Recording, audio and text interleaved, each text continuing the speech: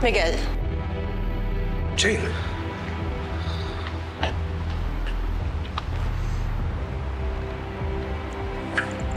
What are you doing here? Ang alam ko, Jane, kung magbibigay ka lang ng impormasyon, hindi mo kailangan pumunta mismo dito, ha? Pwede mo itawag yun.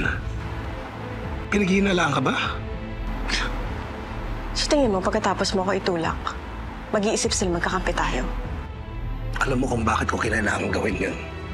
At alam kong kaya mong proteksyonan ang sarili mo. Miguel, hindi na natin kailangan pag-usapan yan. Please have a seat, Jane. Have a seat, please.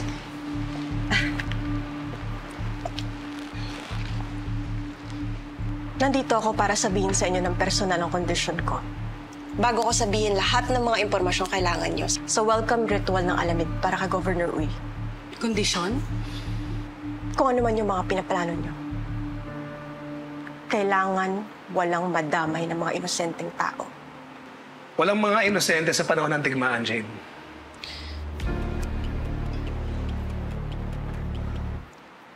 O, edi kung gano'n, hindi ko kailangan... No, Jane.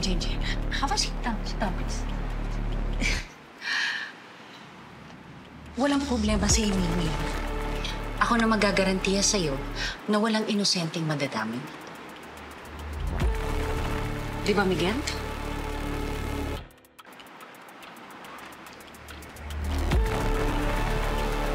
Of course, Mother Yu.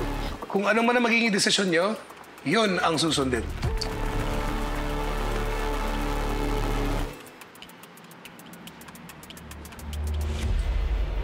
Jay Caparas, lumuhod ka sa lupa.